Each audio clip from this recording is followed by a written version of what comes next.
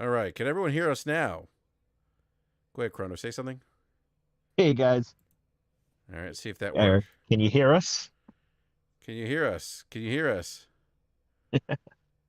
Yes, they can hear us. All right. Sorry about that. I Yeah. fire the sound guy. So sorry. You know what? Because there was okay. So there was a crackling sound. So I had to. I use voice meter banana or something for like the. It's like a virtual like mixer soundboard.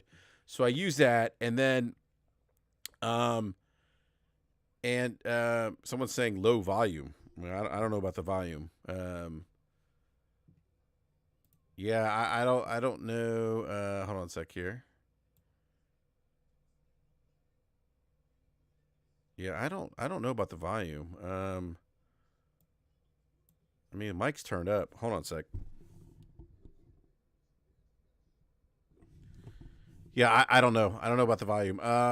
But like I said, there was there was like should like gold in my ears. What?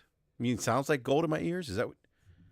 All right. So anyhow, so before we went live, there's a crackling because I was using voice meter, and so I turned it off. But I switched the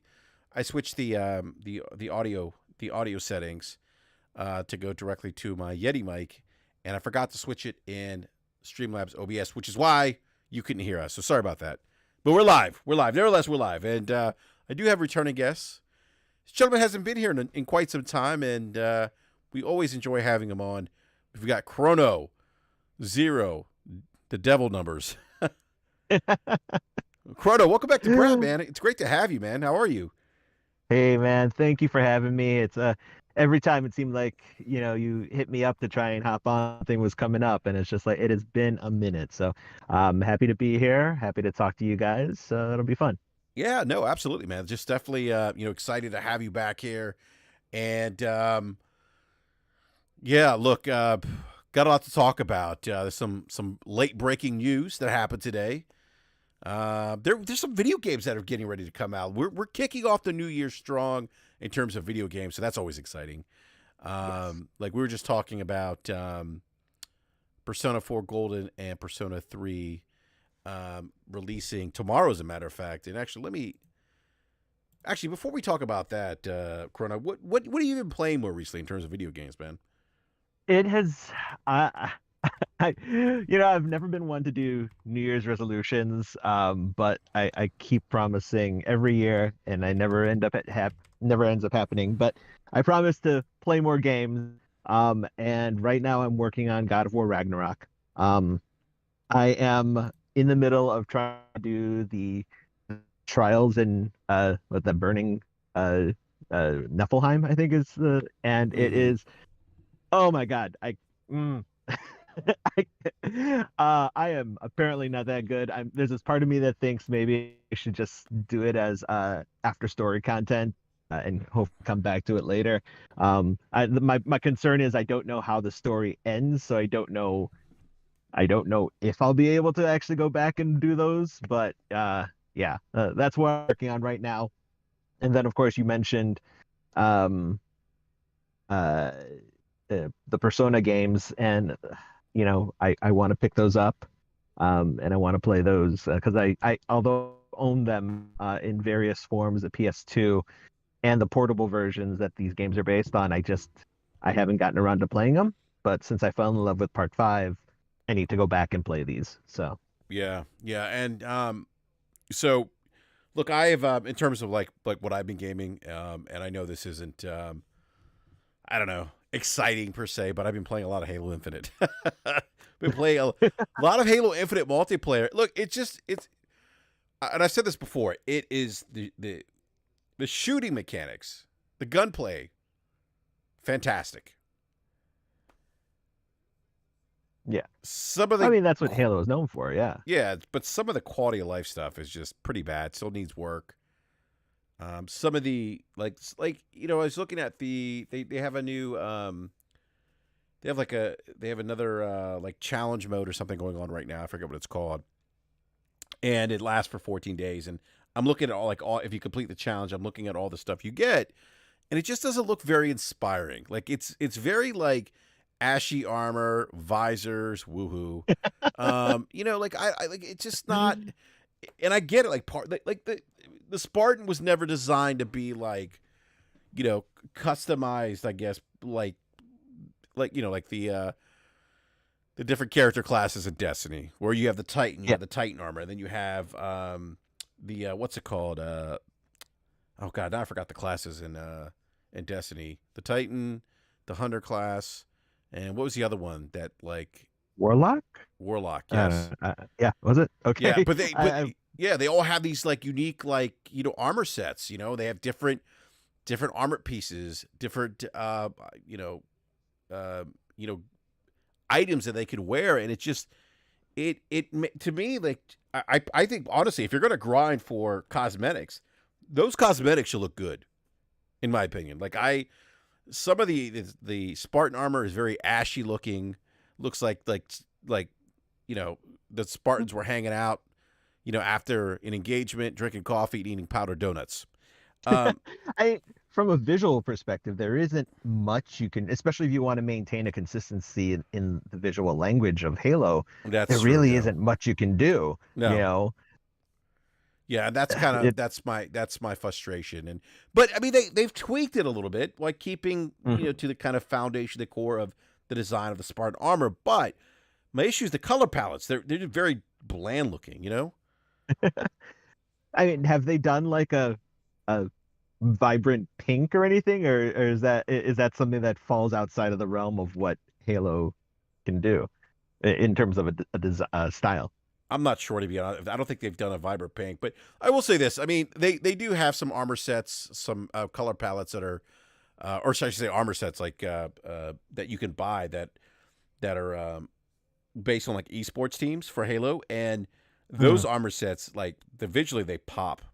They look very good. Like those are the best ones in my opinion. And there's some cool things you can add to the Titan armor, or not the Titan armor, to the Spartan armor set. Like there's like I earned like this thing where it's like flames that are coming out of um like the shoulders or the arms of the armor set.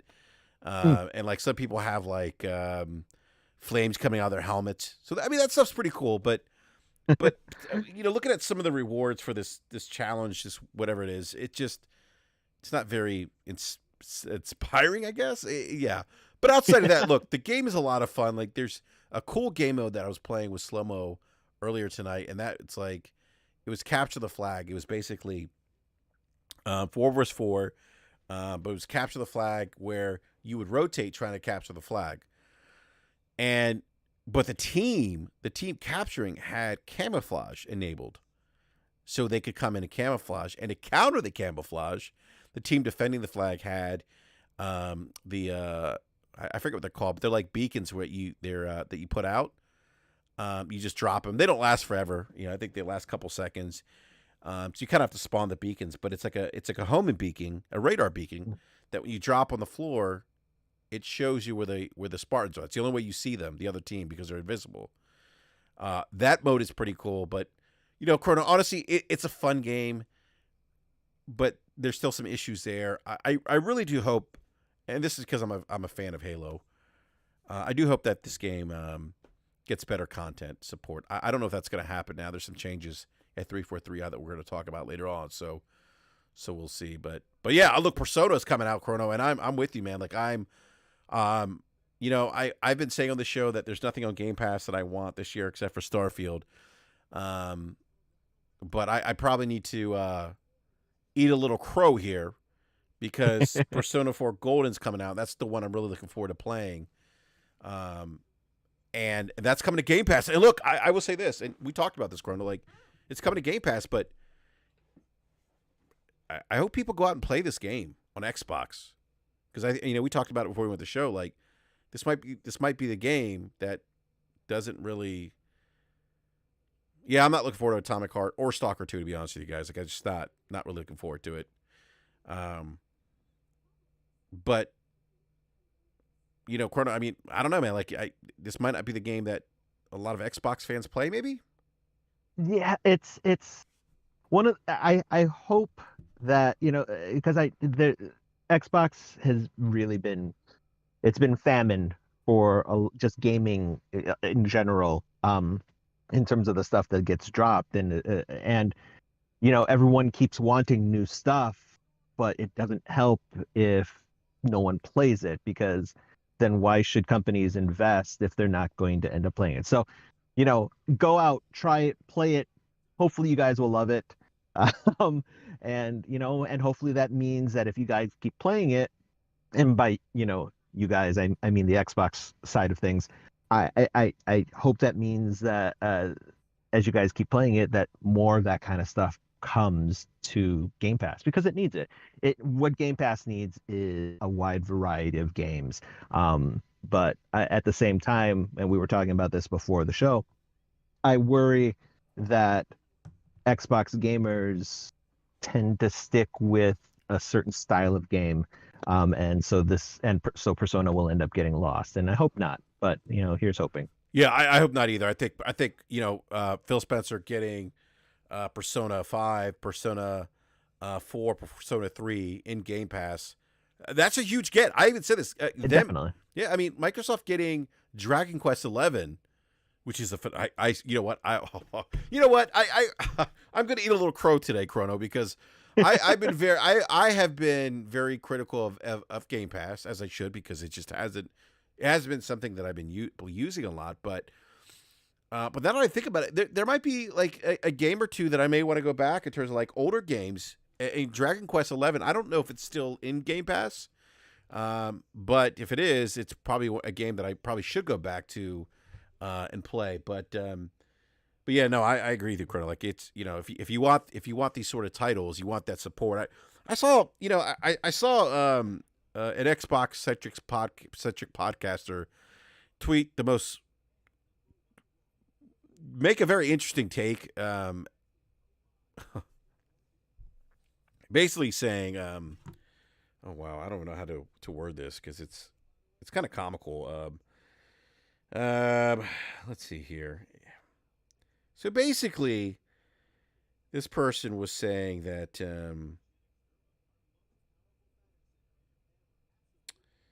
that like they were saying that Square Enix should make more money. That Square Enix would make more money if they acknowledge that Xbox exists. That Xbox has millions of fans that would potentially purchase their games. No, number one, Square Enix hasn't totally abandoned the Xbox platform. No. What's it? Crisis Core remakes on the Xbox console. There's been a couple other games. I'm not going to go down the list, but my point is that my frustration, Chrono, is that I wish people would research things before they would say things like that, because that spreads misinformation, disinformation. It's like, no, they haven't. It's not like just because like Final Fantasy VII Remake hasn't seen the day of the day of light on the Xbox console doesn't mean that Square Enix isn't supporting the Xbox console. But again, they're just doing its own way. Yeah, doing a different way of getting into the Xbox side of things. So exactly, and what this person doesn't realize is if the Xbox fans want these kinds of games, then when these games drop on Game Pass, play them, because they're looking at the engagement numbers. Yeah. And if there's anything that Microsoft has changed in terms of metrics, it's all about engagement for them. So, if Xbox gamers want more games, particularly of the JRPG or just the Japanese side of things, they need to make sure they engage and play those games and tell people about these games to have people play them. Make it worth their while to come in, because we know that they're not, Xbox gamers aren't necessarily spending the money to buy the games, but so that means they have to actively engage in them. So I'm going to introduce Slow-Mo Backslap. Slow-Mo, long time no see, man. Yeah, no, it's been an hour or more. Chrono, what's up, man? How you doing? Hey, man, it's been forever, man. Yeah, so I actually, it's been a long time C for Chrono. I don't know about you, Enrique, but yeah, shout out to you guys. Shout out to the chat. What's up, man? Yeah. By the way, want to give a big shout out to the chat. Thank you to everyone in the live chat. Thank you so much for hanging out with us this evening. Really, really, really appreciate it. There'd be no BRAP without the listeners, without those who have subscribed to the channel, and those who are going to listen to the show later on. So definitely appreciate it. Thank you so much. And actually, if you could do me a quick favor, I'm going to drop the hold on a sec here. Going to drop the link to the show if you wouldn't mind retweeting it or posting it on your favorite social media platform. Would greatly appreciate it. So, so Slimmo, we're just talking about kind of the games we're playing right now. Talked a little bit about Halo Infinite, the mode that we were playing earlier this evening. It talked about Persona 4 Gold and Persona 3 dropping in Game Pass tomorrow, which I'm actually excited about. I think that's a great get for Microsoft for the Xbox platform. But Slobo, what else? I know you're playing Halo Infinite, and since we're talking about games that everyone's playing right now, outside of Halo Infinite, what else are you playing, man? Well, a little bit of everything, it seems. I mean, like, as far as my multiplayer games, I'm playing Rogue Company, Fortnite, as you said, Halo Infinite, Call of Duty. I actually got back into the Division. I've been doing more Division Survival, which is freaking amazing. Like one of the best modes to come out last generation. And I actually reinstalled Elden Ring, this time on PC. And I platinumed the game on PlayStation, but I haven't beat the game yet on PC. I guess I got a bit burnt out at that point, but I'm building up a new character and having a little fun with that too. As far as games I haven't played before, it's not a new game, but XCOM Chimera Squad. I've been playing that, and I love XCOM games, and I'm feeling that tension and joy of like trying to make sure you don't lose any units in battle and stuff like that, while also the frustration of like I got 94% chance to hit this target and I still miss. You know that feel like you're just like, are you serious right now? Like I find myself yelling 94%, like as it misses, and I'm just like, mother, like it's that typical Firaxis games. That 6% seems to be way more than 6% that you gotta love. But I actually yesterday I was playing it and I was really stuck on this one battle. Chimera Squad's cool because although like I've always like imagined the personality for all of like my units that literally had no personality except for the fact that I spent a lot of time training them up, and if any of them died, I would be heartbroken. But in Chimera Squad, they actually had personalities and stories and banter back and forth, and which, because they added story elements to it, you can't lose any of your units at all. Like someone dies, it's basically restart the encounter. If they died, like if they bled out. So it makes it a bit harder because you can't lose anyone.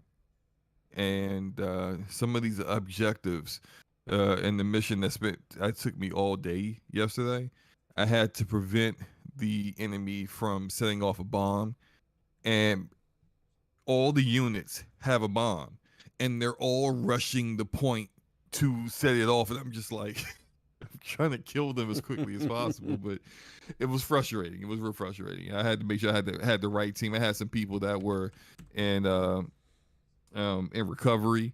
I had to restart the mission and pull them out of recovery. I'm like, nah, you two essential for me in order to beat this mission. So, but long story short, I've been really enjoying that. I'm near the end at this point. I'm at the last act of it. So having fun, man. Playing a lot of games. Yeah, no, that's awesome, man. Your buddy is kind of trolling you in the live chat. Big shout out to Gaming Forte, who's at work right now, I believe. It says Slow-Mo playing Elden Ring on PC. This man never going back to Horizon Forbidden West. This is probably true. I mean, I look at that too. This is probably facts. It's still installed on my PlayStation. I can say that. It's still there. Whether I'm ever I almost booting it up just seems like, I don't know. Look, I more power to everyone that loves that game. It's just not for me. Zero Dawn, I was cool with. Forbidden West, the story just bores me to tears. Yeah, no, I hear you, man. I know you've been vocal about that. I do want to pick on Apex Predator here in the live chat. It says at BRAP, Final Fantasy VII Remake only made 5.1 million, and that's PlayStations and PCs combined. So even if the engagement is low for those games on Xbox, those sales numbers, great, not great. Clearly, it didn't do well. Apex, I don't know how you would know that. We don't know what the budget for the game was. Even let's say, just hypothetically speaking, let's just say the budget for Final Fantasy VII Remake was on par with the AAA budget. 5 million would be about the break-even point for a big AAA game. Yeah, I mean, I don't know. Yeah, Apex, I wouldn't go out and put. I wouldn't go out like I wouldn't go out on the limb and say that, because you don't know, one, what the development costs of the game were. You don't know what Square Enix had forecasted for sales. Did they meet that forecast? I mean, the 5.1 million numbers sold for Final Fantasy VII Remake could actually be good for that particular game. But I also don't know. I haven't seen any official sales numbers. So if you have a link, if you want to drop a link in the live chat where you got the number from, that'd be great. I'd be interested to check out the 5.1 million. Maybe it was something that Square talked about. Okay, Sergeant says Final Fantasy VII Remake reached 5 million sales up to August 2020. Only official numbers we have. PC versions weren't out yet. Okay. Right. So I was gonna say that's pretty much outdated.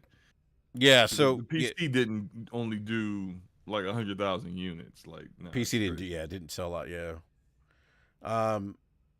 At the same time, though, you never know with Square Enix, because their idea of what might be a success or failure is so completely borked sometimes. It's True. just like, Very who true. knows? Yeah, a lot of people thought Tomb Raider Definitive Edition, the reboot Tomb Raider, was a runaway success. Yeah. And they were like, no, it was a sales failure. Yeah. It I was only like, what? achieved X million. It's like, oh, okay. I'm like, like for outdated IP that just made a comeback, you sold like 4 million copies, and you say that's a failure. Like, okay. A lot of people wish they had that failure. Yeah. Hey, Slim, I got a question for you, man. Are you hopping back on Halo Infinite tonight? Probably, yes. Oh, okay. So then maybe we should make this a quick wrap. Chrono, not because we don't enjoy talking to you, but you know. No, look, man, I'm a gamer too. That's right, man. I understand. All right, so Persona Golden's coming out tomorrow. Slumbo, have you played any of the Persona games?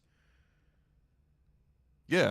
I played and beat Persona 5 Okay. on PlayStation. Okay, gotcha, I am currently in the process of playing through Persona 5 Royal on Xbox. I did start it on PlayStation, but like I think I beat it twice, the original game, and then when I started Royal on PlayStation, I was still a bit burnt out because although Royal I think is a much like easier grind, like playing through Persona 5, the original game, the first time is like over 100 hours.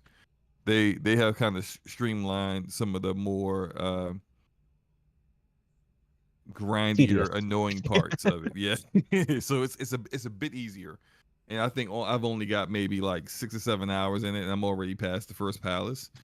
So it's a little bit better.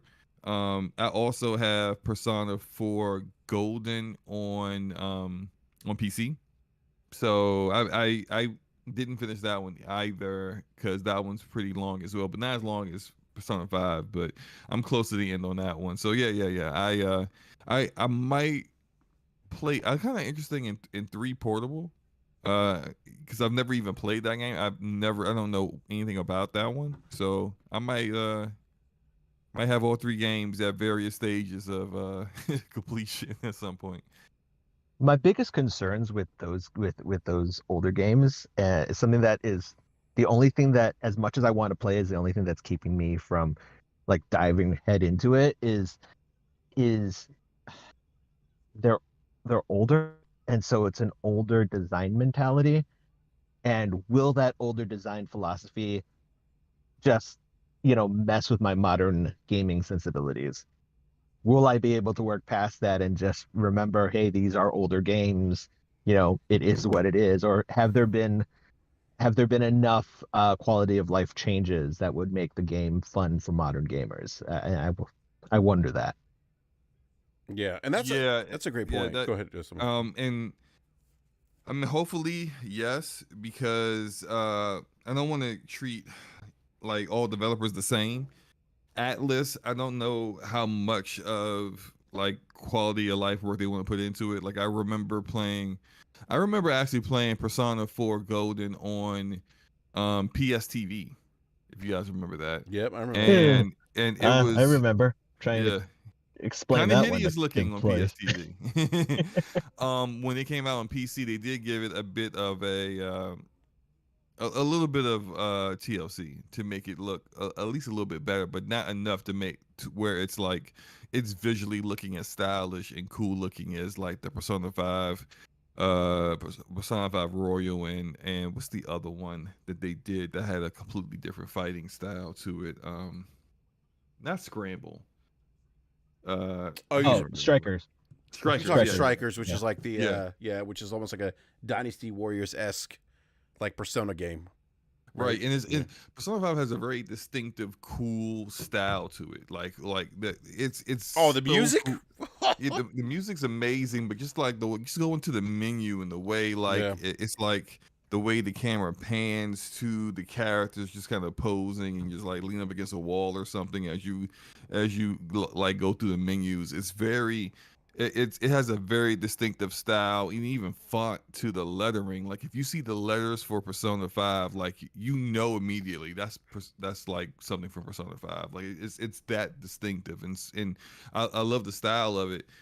It's but like you don't see any of that kind of stuff present in Persona 4 Golden. So I don't want to go as far as say that they'll basically like do the minimum like the way that Square Enix did with Crisis Core, which is fine. Crisis Core is fine, but you could definitely tell it's a very very dated game design because of when the game came out, and they didn't like try to improve that whatsoever just because it came out in 2022. I kind of feel like it may be somewhere in the middle with that with Persona 3 Portable. Like they may do a few quality life improvements, but they're not going to go overboard with this. Like Yeah. they're not going to overhaul the game or make it turn into a remake or something. Yeah, short of a whole remake, it is what it is. So Yeah, Exactly. yeah, and it right now, for those who are interested, the Xbox Series X version, 7 reviews, 89 Metacritic. I believe the Switch version is the one that's been reviewed the most at 18 reviews. It sits at a 90 Metacritic right now. So, but I'm I again I said this before you jumped on the show. So I said I'm probably going to eat crow because they've been critical of my of Game Pass not giving me content that I want to play, and I'm like, wait a minute, these games are coming to Game Pass, so I'll probably download. Going to download them and I'll be playing them a little bit if I can get away from Halo Infinite. So we'll see, but yeah. So all right. So Slobo, did you see, and Chrono? Did you guys watch The Last of Us on HBO? Yes, I did, and I did. I loved it. All right. Let's talk about what to do when you're making a TV adaptation of a video game and what not to do. And yes, I'm gonna pick on Master Chief here, Master Cheeks. Before we go in, Yeah. before we get further into this discussion, are we avoiding spoilers just out of curiosity? I mean, not that I didn't necessarily even go into details of anything, but just want to know exactly where our I think we should discuss spoilers. I mean, the TV show this episode aired 3 days ago. I think that's ample time for people to check it out. And the source content has came been out forever. a decade ago. So I think it's free game. Yeah, and it doesn't, Slow-mo, it doesn't deviate. Episode 1 doesn't really deviate from Nope. the original source material. Like, and I think when it does deviate, you're watching it and you're like, okay, I get it. yeah, Like I get why they made that decision. It makes sense. For yeah, example, with Sarah, you follow her entire day, and it's a smart decision because in the game you don't you get kind of like told of what she did that day. You know, yeah. You really as don't. far as Yeah, is getting Joel to watch and stuff like that. yeah, You don't really get to see her do everything. In this, I think it when it came to its eventual conclusion, even for the people who already had experienced it in the game or at least knew of what ends up happening to Sarah, it still has that emotional pull, especially for people mm-hmm. who are going in completely blind. Like my wife went in completely blind. Don't nothing. My wife's not a gamer. She didn't know anything about it. I said, How'd she react? "Oh man, she was broken up, but big time with Bro, Sarah's death." that scene And is yeah, yeah, it's rough to watch, but she up to that point afterwards, she thought that it would be like this. I guess she when she saw the like because we watched it on HBO Max and you see kind of like Ellie and Joel, and she didn't really know who Ellie was. Of course, she didn't play the game, and she's just like, oh, I guess that's some other character that gets introduced later. But she thought Sarah was going to be a part of the story. wow, yeah. Well, But she also followed The Walking Dead heavily, which had a very strong father-son connection with Rick and Carl. So, like, she thought it was going to be very similar to that, and then it's just like, yeah, nope, not really. yeah. Well, some quick numbers here with the Last of Us television show. I did like 4 point. Shit, I have the numbers. I think it did like we'll say 4 million. It was like 4.2, 4.3 million viewers. And it was the second largest series debut for HBO, only surpassed by House of Dragons, which was late 2022. I was 4.7 million. Thank you for that. I knew it was 4 point something, but 4.7 million viewers, initial viewers. So, but I will say this, like, B-Buddy said 10 million views after the second day. I've watched the show twice now. And I got to say, and I'll just give my 2 cents real quick. And then Kind of hard to hear you all over Forte sounds like ASMR. Forte, yeah. Why are you doing the ASMR again, man? What am I doing? I hear a You're bunch doing of something. It sounds like you're snacking on a Throwing piece of boxes across the back room or something. I don't know. But it's like I barely hear Enrique. Yeah, it's like he said throwing boxes across. Big shout out to Gaming Forte. Happy you could join us, Forte. But yeah, look, I mean, this thing did great numbers. And you know, Forte and I were talking like the following day about he left about the show and a couple things. I'll just give my quick thoughts on the show and then I'll throw it out to the panel here. But look, even the opening of the show, right?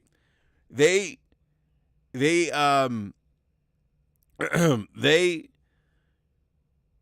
give you kind of like an introduction to, and they have like these 2 scientists that are speaking in front of it's a televised audience. It's a talk show. It's 1968, and they start talking about viruses and how a viral outbreak. And you know, the timing of the show is kind of perfect too, because you know we're coming out of this pandemic with COVID, and is this still a pandemic, by the way? I don't even know. Like, I haven't kept up with COVID in quite some time, so I don't know. I would say probably yes. Okay, so it's Okay, so yeah. So you know, think about COVID, right? And they're talking about viruses, and one of the scientists, like, yeah, you know, viruses, you know, but we may lose a couple million people, but mankind always wins when it comes to viruses. You know, we may lose a lot of people, but mankind always wins. And then one scientist says, you know, but there could be a scenario, and he starts talking about fungal matter or fungus. And he starts talking about the, there's they start talking about like LSD, how it's it's a fungus that creates hallucinogens in your mind or causes your mind to hallucinate, and he gives an example of a specific fungi that takes over ants and doesn't kill the host ant, but takes over its mind and its soul ability. Its sole purpose is to basically eat, survive, not kill its host, but basically multiply, like spread, the fungi, right? And the guy, it's interesting because he starts talking about this, and the crowd gets quiet, and he is saying, and the other doctor goes, well, fungi can't live in the human body, because it can't survive internal temperatures of 97 degrees or higher.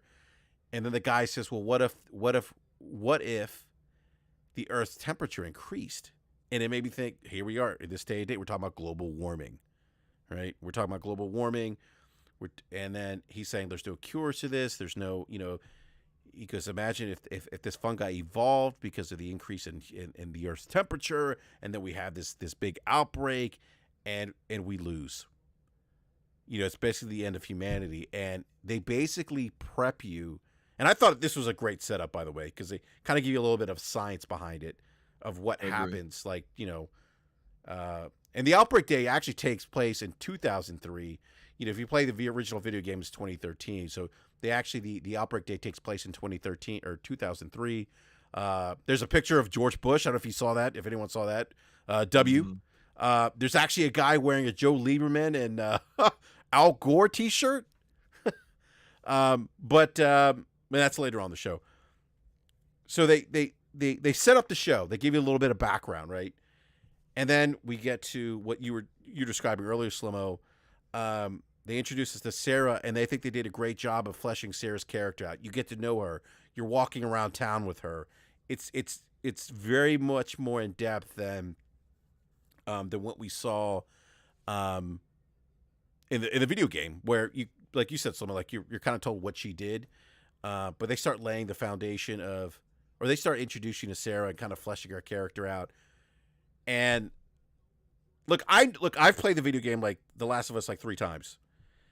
I know what's going to happen to Sarah, but even though I knew what her outcome was, and I think this is the brains of the show, like I like the fact that they introduced her as a character, they fleshed her out more as a character, and I got to spend a little time with her. I got to see her relationship with Joel kind of fleshed out a bit more. I got to see her interaction with the neighbors and trying to do something nice for Joel for his birthday. And did you see that, Slimmo? I don't know, Chrono, Slimmo, if you guys saw this in the classroom where she's in class and the teacher's talking and there's like a reflective light. What's that? Yeah. The classmate whose hand was twitching. Yeah, his hand was twitching, and they're wearing a medical ID. They have like a medical ID thing. Some kind of it was a sign that they had been at the hospital, where the spread started from. People were getting sick. Yep. They go to the hospital, they stay, and then they are spreading the what is it called, the forceps, Cordyceps? Say again. The cordyceps? Yes, the cordyceps. Yeah, they're spreading it. It's coming out of the hospital. Like the elderly neighbor. She was in the hospital too. Yeah, she had been in the hospital. So it's like that's why she was so advanced that she turned into a runner. It's all throughout the day, you see how Sarah is kind of oblivious to what's going on, yet you see the signs, especially for those who have played the game, know the story, in the know. You see the signs of what's happening, and even and it there's little things like we talk about the grandmother, the kid, and his wrist shaking, and he's doing the Twix thing with his hand.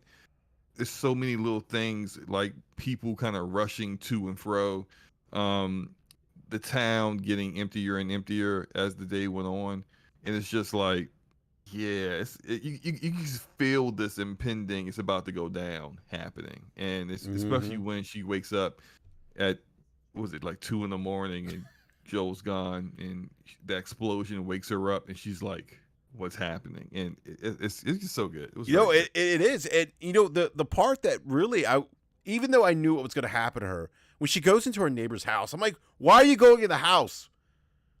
Very bad. Don't do that. Yeah. Like, don't. Yeah, The door's come open. on. Mercy's out. Mercy doesn't want to go. Mercy's the dog's name, the neighbor's dog's name.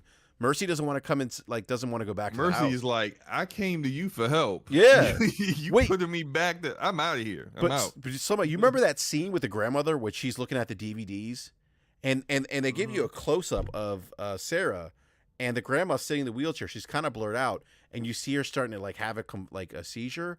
Her mouth opens. And that's when you know, oh shit, shoot, she's infected. Yeah, and I'll never forget the look of the dogs. The dog looking at her like, oh boy. That like, dog's face. Good. That dog's face said it all. That dog was like, it's about to go down.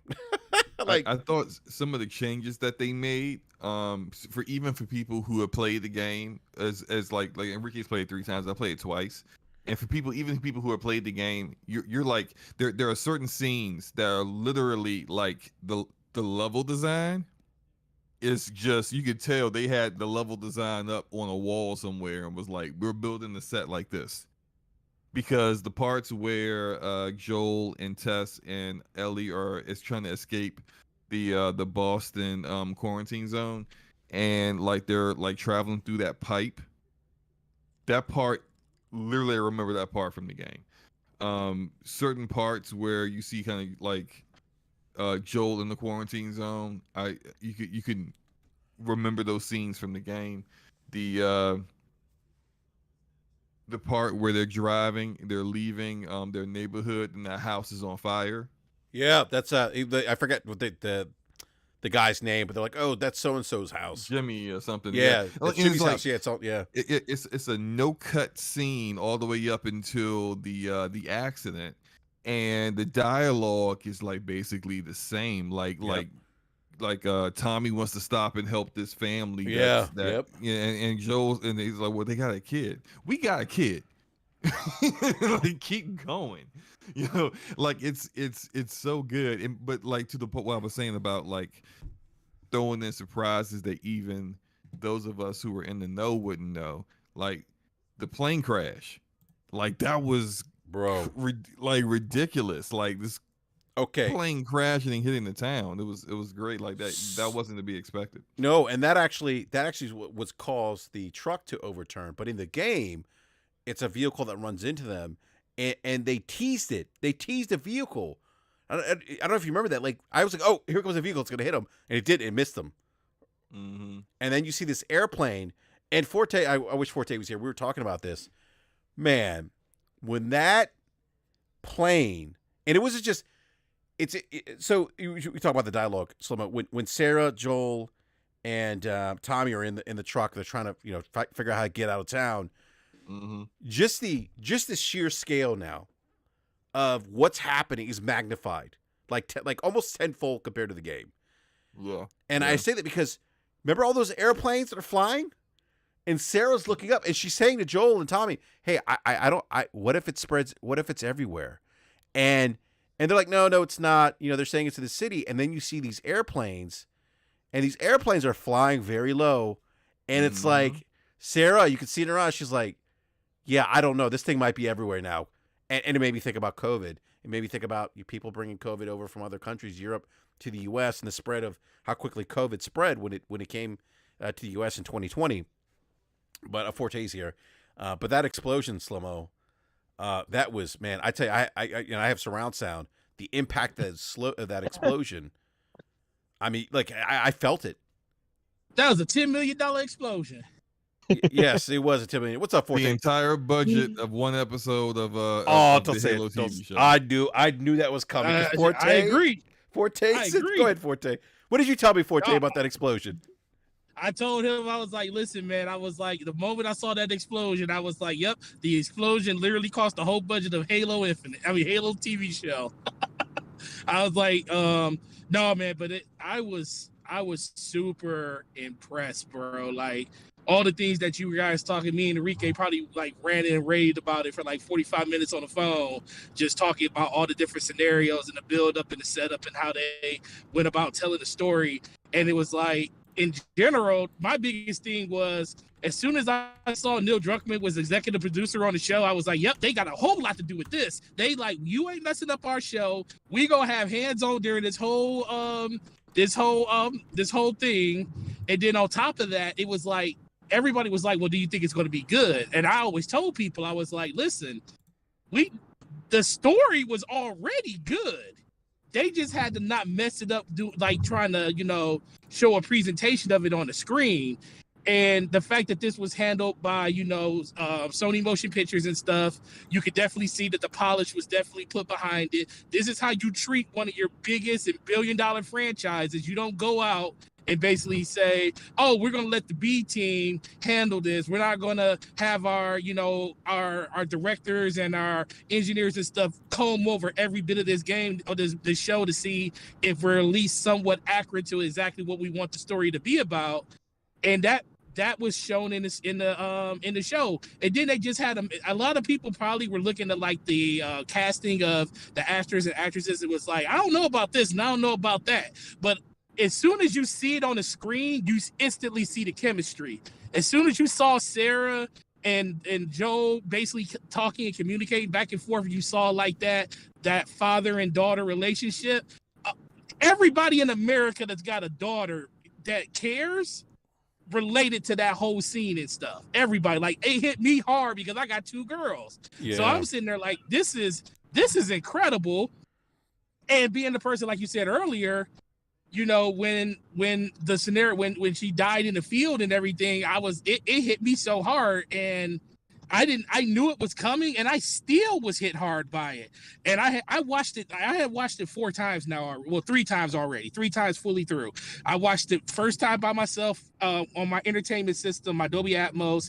And I was super impressed with the sound quality. You could definitely say they spared no expenses. Shout out to Engine and everything. But they spared no expenses on that. And then I watched it with my wife, and I called her. I was like, listen, I don't want to hear this whole, one of my friends told me about this Last of Us show, and I'm about to watch it. I'm like, no, I'm going to tell you right now, you need to go watch this show because you into stuff like this when it comes to like Walking Dead and everything, and into House of Dragons and stuff. So me and her watched it 2 days ago for the second time, and she kind of picked up on certain things because she knows who Bella Ramsey is and stuff. She knows who's supposed to play Ellie because, they have it literally plastered on the very front page of the screen and stuff. So she was like, oh, this is his daughter. She said, oh, she must not going to make it through this episode. I was like, why you say that? She's like, she was like, just because of the way that they're really, really showcasing her. She said, I really like the way that they're doing it. And she's like, is she really going to die in this episode? I say, I'm not telling you nothing. You got to watch this. And even with her kind of knowing what the end result was going to be, she was like on the floor. Like she couldn't believe that she was like, what the hell? And then the whole scenario, and I like the little subtle things they did, like when they flash forward to the future to 2023, and you see the little girl walking down the street in front of the quarantine zone. She falls over, they walk her in, they take her, they see that she has the virus. She's up here telling her everything's going to be okay. You're going to have toys, you're going to have this, we're going to feed you and all this other stuff as they euthanizing her in the background. And I felt like, okay, so it was like so many different things they told, like stories that they kind of told in that like 2-minute scene. They let you know like, hey, the first thing they let you know is this is real. 20 years later, we still don't have a cure for this. There is no cure. So we're euthanizing people right on the spot if they show that they have symptoms for it. Second thing, they showed that there is still compassion in this world because that lady was like, I can't do this. I can't throw this child in the fire. So they still show that there's still compassion in the world, even knowing that people understand that this is like life or death scenarios. But then the one thing I like the most is they show Joe, and they basically show right then and there that Joe went from this caring person to a person that really just does not care. So within 2 minutes, you got the gist of how everybody in that movie felt or that show felt And I thought that was some really, really good storytelling on top of every little other thing that they did, from the grandma to the house and the dog. Like Mercy was like the star of the show. She was like, "Yo, what the hell is going on? I'm not trying to go back in this house. Okay, fine, you can go in there and die on your own." Yeah. It was very, very well done. And like I said, in general, the climax to me was they didn't spare any money when it came to producing this. It's like they like they teased, like, I don't know if people saw it. They teased the car accident because the car accident is what happened in the game, and that's how the car got. She got hurt the first time. They teased that in the show, but then they said, you know what? We're not gonna make it a car accident. We gonna one up it, and we gonna go Jason. We gonna go Michael Bay, and we gonna make a freaking plane crash into the freaking ground behind them. And I was like, yo, and that looked so incredible that I was like, yo, I cannot talk more glowingly about what this show is and what in the direction they went with it. And I just feel like this is HBO know they had something on their hands with this because they gave it the Game of Thrones time slot. They gave it that 9 p.m. Sunday night. They gave it that it's a telltale sign that it's going to be a great show. That's the HBO stamp of approval. Sunday night, 9 p.m. 9 p.m. They only put bangers at that time. Yep. Bangers. So that's what I thought. That's what I thought of it, man. I was telling my wife that we were talking about waiting like 4 or 5 episodes before we watch the next one, because you just want to go right back in. But as soon as they showed the end, like the scenes for the next episodes going forward, we were like, nope, we here every freaking Sunday, because it's nothing but going to ramp up from here. And it's so freaking amazing. Yeah, real quick, I do want to mention something quick before we go to the Chrono and Slomo, but I'm switching over to my PC. I'll be right back. Yep. Like Forte, he was spot on. Like the euthanization of the child, and the storytelling. The storytelling is really solid. Like, and I had some reservations about the casting. Look, Pablo Pascal, I enjoyed some of the other shows that he's been in. I don't think he's a terrible actor. Obviously, he's in The Mandalorian. I think he's done great in The Mandalorian. Mm-hmm. But when I finally saw him as Joel, and then with Bella Ramsey, I was like, she's in Games of Thrones, and I was like, I don't know, but she doesn't really look like Ellie, but she nailed Ellie. Her cadence, she's got the personality. Yes. Yeah, she's the naive but think you know everything stage of a teenage girl personality. Like she got that spot on. Like she really nailed it. I kind of felt like everybody. Especially the guy that plays Tommy. I think the guy that plays Tommy is like, he sounds just like Tommy. On it. He talks like Tommy. Exactly like Tommy. You can't tell me he ain't played the game.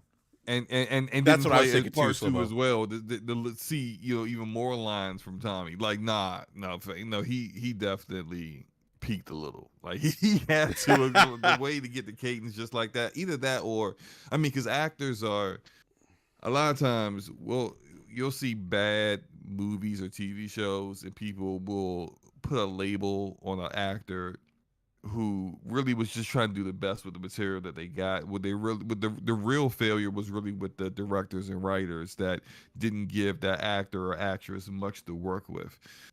This material was so good. And the people who are working on it, like we talked about, you got Neil Druckmann there. Like he's making sure everything seems or at least feels authentic, even if they didn't do the spores, even if they didn't do everything exactly like the game. Like he's making sure that this feels like The Last of Us. This feels like this world, that a particular scene that an actor does feels like exactly how that character should be. And so it's just quality work all the way around. And I wanted to shout out one thing that like I had no idea about until that. Like I'm looking at Sarah and I'm just like, yo, this little girl looks familiar. Like I had seen her in something, but I hadn't seen her in anything. It was the fact that she's the daughter of Thandie Newton. And I've seen Thandie Newton in a bunch of stuff, and I'm just like, they have the same face, and I'm just like, oh wait a this is Thandie Newton's daughter. No wonder, like I thought I seen her somewhere. It's just that I didn't know that. yes, she's the youngest daughter of Thandie Newton, and so Okay. like they have the same exact face. They look exactly alike. So They look they look very similar. And for those of you who know Thandie Newton, is, she's been in movies like Chronicles of Riddick, Beloved. She was Like came out a long time ago. Mission Impossible 2, Solo, Star Wars Westwood, story. Mm-hmm. yeah, Westworld, yeah, that's right. She was in Westworld, yeah.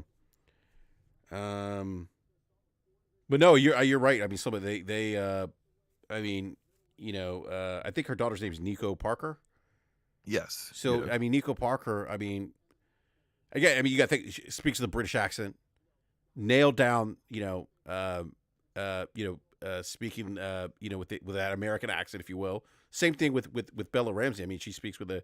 Is she British or Scott? I forget what, but she is British. Everyone that's in Game of Thrones, unless they need like the guy that plays the I can't remember his name. Peter Dinklage. Peter Dinklage isn't British, but they need a specific. They need a dwarf for that role, and they're called small people. Slow-mo. Hey, small people. They need a small person for that role, and there aren't too many actors that fit that criteria.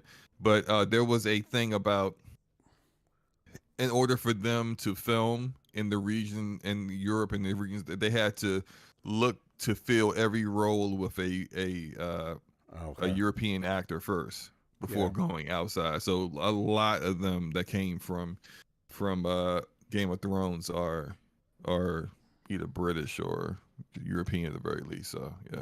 Gregor Von New says Gabriel Luna is actually from Austin. That's why he sounds like Tommy. He already has that accent naturally. Makes sense. Yeah.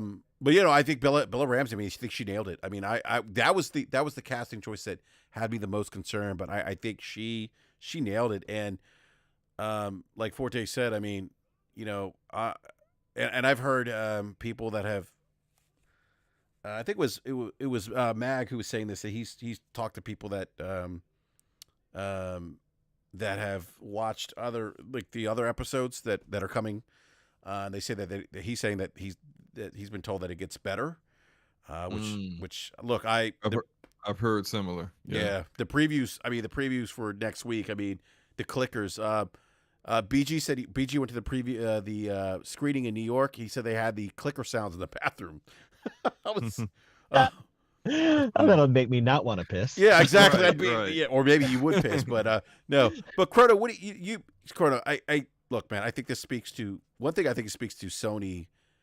You think about Neil Druckmann, works for Sony first party studio. The amount of how talented the talent they have in their AAA studios from a creative standpoint, from a storytelling standpoint. I think is probably the best in the industry, and I think they've parlayed that into this show now. What do you think, man? Like, when you saw the show, like, are you like, whoa? I was don't get me wrong, and I don't want to make this sound like I didn't like the show.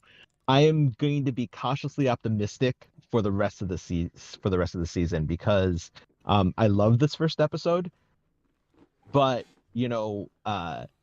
I mean, it's only one episode, but I mean, you're right. I heard the same rumors too about, later episodes sticking, or at least being as good or better than what we've already seen. I've been burned too much, I've been hurt too much. So, I'm going to approach the episodes cautiously. With that said, it definitely speaks volumes to at least in terms of gaming, or at least the way that PlayStation focuses on its gaming. It has a strong narrative voice, a singular voice that's guiding that's guiding the overall IP and overall story. And I mean, it is very much, you can tell this is very much a Neil Druckmann production, in many, many ways. And how true it was to his vision. It'll be very interesting to see if his skills at creating games translates to him behind the camera, because I know that he directed an episode, at least an episode of the show. So it'll be very interesting to see if that translates, if he manages to get um, the level of performance out of people. I will say, Pedro Pascal is for me probably. I mean, the dude is a chameleon. That guy, Yeah, the yeah. the so many different roles that he plays in the various things that he's done. Um, but he switches so seamlessly. I mean, and he fits so well as Joel. The bass and the just the way his voice sounds, just it was so spot on. I mean, um, Yeah, his he directs the very next episode that's coming out this oh Sunday. Oh, really? okay, excellent. Okay. Yeah. And so just his performance, when paired with the girl that played Ellie, it worked. I mean, I think everyone was phenomenal in it. And when it comes to adaptations, I always wonder what's more important. Is it more important to get to be exact, or is it more important to get the feel right? This is one of these cases though where I think it's both.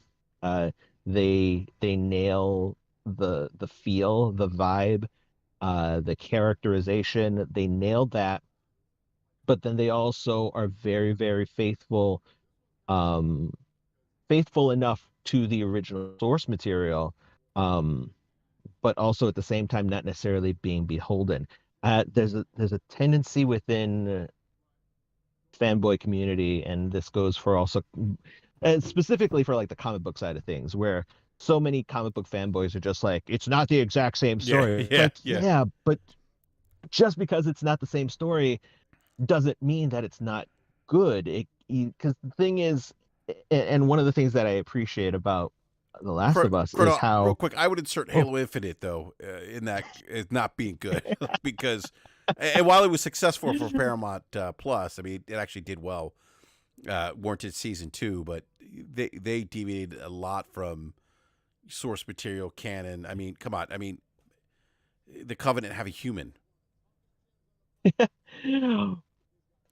within their ranks that they actually listen to. I mean, like that. And look. We all not joke around about true. Master Chief, but we saw his butt cheeks. I mean, I mean, yeah. So I'm sorry. Go ahead, man. No, no.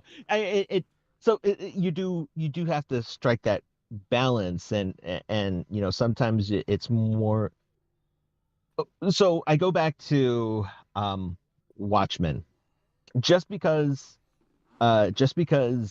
they do a very good job at basically showing off exact scenes from a comic book, just because this comic book is well loved and well received and thought about as high, some of the highest praise that you can put on a comic book, doesn't necessarily mean that it's going to make a good movie.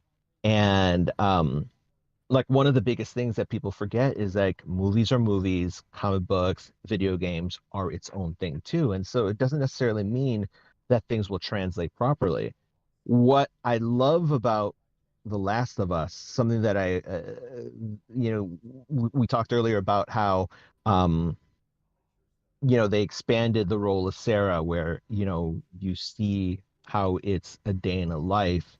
And it's because of that uh, extended stay with her character that you manage to feel for her. You get a better understanding of her character, um, and you become invested in her character. The biggest difference is when you compare it to the game. In the game, because you're actively controlling her, you are already actively engaged in that character. So you don't necessarily need as much backstory, for her day in a life, because you're already invested because you're playing as her. Um, and so the fact that they expanded her story, her day in a life, just I thought was brilliant, and it makes me wonder if we're going to be able to see if we're going to see more of these extended day in a life or extended views that you couldn't see in the game because the game obviously had a different focus, a So I'm very curious to see what happens. Yeah, that's a great point, Chrono. And I'll say this, like that scene with Sarah, even though I knew it was coming, and I've experienced that scene 3 different times playing the game, it hit hard. Like it hit real hard. I think it hit a little bit harder than the game. But I look, the show the show is not. I wouldn't say show is perfect. I'm still trying to. I'm on the fence about this not having the spores because I felt like that was like that kind of. It's a very iconic within the game, but at the same time, it falls under the same logic as why does Spider-Man keep losing his mask? You're paying for these stars. You want to make sure you see their faces. No, as much as possible. I get that, but I do. I think they could. But when Spider-Man loses his mask, it's like he got punched in the face by Green Goblin, and it like came off naturally. He didn't like in the right before, like in front of a crowd of people, look up into the sky and rip his mask off. Like, no. I mean, there was the train scene in Spider-Man 2. Come on, he took off his mask He had to take off the mask to stop the train. It was the only way. Yeah. Well, I mean, like I don't know about like Spider-Man 2 is. I like Spider-Man 1, 2, and 3. I thought were. Yeah. Anyway, look. let me not go down that rabbit hole. Let me just say this: that like in comparison to like the Halo series, like there are particular times where like. So starting from the first time the Chief took his helmet off, it's just unnecessary. Mm-hmm. You just told the girl, I am impervious to that gun. You shoot that gun at me, it's probably going to ricochet and probably kill you instead of kill me. Oh, did you really need that to take your helmet off to prove to you that she could trust you? Just like, come on, bro. Then like there are other parts where it's like, he's on a planet that he doesn't know if it's safe or not. He's riding around in the Warhawk. He gets out of the Warhawk and takes his helmet off. He's walking around a planet that he doesn't know with no gun whatsoever. Do you feel that the showrunners of the Halo show didn't have a fundamental understanding of the property? No, I don't think they. Let me back up because I'm about to say something I wasn't supposed to say that I was told not to say.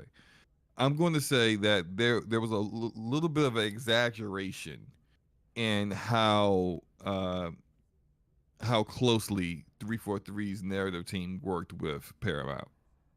So pretty much like they didn't work with them. See, I wasn't supposed to.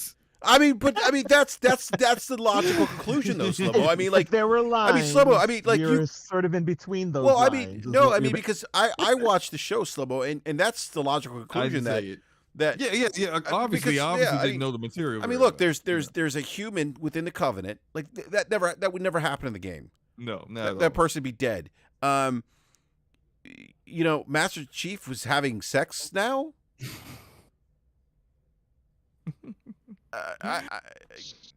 Oh man! With the Covenant at that, like, granted, he doesn't know that this person's with the Covenant, but still, I mean, like, it's really, yeah. This to me, this show is is 10 times better as a adaptation of a video game on a television series, than Halo. So, that's what I wanted to say about the budgets, and they were bragging about the budget for 343. We spent like they say 10 million per episode. I think. Let me double check it. Because like I remember them bragging about it, and then to hear how much HBO, 10 million per episode is what they spent on the Halo TV show. This is a sci-fi TV show. This takes place in space with huge Space carriers, Spartan armors, Yes. very unique looking aliens. The CG budget should have skyrocketed that price. How is it that The Last of Us show, a post-apocalyptic world that literally, I mean, you can just take, there are sets all over like Georgia, like The Walking Dead that have post-apocalyptic look to it. How is it that show outpaces you on budget? Did the Halo show have a showrunner, someone with a clear vision? I I don't know. I don't know. That's a great question, Chrono, but I don't disagree with Slomo. I think one of the criticisms, one of the reviews of, I think it was episode 2 or 3 of the Halo show, was that one of the reviewers said Master Chief driving in the Warthog looked like he was driving around someone's backyard in the state of Texas. Yeah. Like, Yeah. I mean, like really, like that's not like it. You look, to me, Halo looked like if for those who remember, and I'm dating myself here, but the Power Ranger show that used to air, in the early to mid '90s, that I would come home from school and Power Rangers would be on television. That's what Halo looked like. That's what Halo looked like to me. 1993 Power Rangers TV show. and okay, so like, shout out the player in the chat that says the Paramount doesn't have the money HBO has. What I absolutely agree. No one spends the kind of money that HBO spends on budgets. But that said, if Paramount doesn't have the ability to do the show justice, then why are you doing it? Yeah, well, I mean, but in fairness, I mean, the show did very well. I mean, it was. It is the best show the Paramount. I think it's the has best ever show had, man. they've had. I mean, right up there with Yellowstone, and I forget the other one is 1883, I think. But it's done well. I mean, look, kudos to them. I mean, I'm happy that the show's at least doing well. It's just not for me. It just they lost me with the whole taking the helmet off, and then the relationship with the Covenant, and then the Covenant. I was like, I'm out. I just But anyhow, So for the Last of Us, do you think because it's only what, 9 episodes, 9 episodes, I think. Do you think that we will get to the end of the game by the 9th or 10th episode, or are we going to have a season 2? Or will season 2 be The Last of Us Part 2? Yeah, well, I from what I've heard, that this entire first season will be the first game. Okay. So if season 2 is the entirety of the second game, or if they, I wonder if they would kind of like do some filler in between. That's because it's definitely a world that I would love to see and explore. I mean, there are stories that could be told within that world. Yeah, and I think a time period where they could be a bit creative in what they choose to do is after Joel rescues Ellie from at the end of part 1 to the beginning of part 2. There's enough time in between there to kind of maybe put another season in between there to build into season 3 that actually does The Last of Us Part 2. And so since there already is a Last of Us Part 3 in development, which I don't expect that to happen anytime soon, but like you could kind of like add some time there in this world with some high quality people in order to get there. But also, I mean, HBO is very well known for getting like high profile actors that typically movie actors on TV shows, but they usually get them in for say a season or two, like say with True Detective when you had Woody Harrelson and Matthew McConaughey, but they were only on for one season. You know, like that was kind of a theme of True Detective to get like these big name actors and actresses for a season. And for someone who does movies and makes like 20 million a movie easy, you don't want to be like really like bound to a TV show for a really long time and for multiple years like that. Of course, like having a short leash with your character is preferable. So I can see Pedro like, nah, for season 2, let's go ahead, bring the bat on. Let's get this over with. Spoilers. Huh? What you say? Spoilers. Jeez.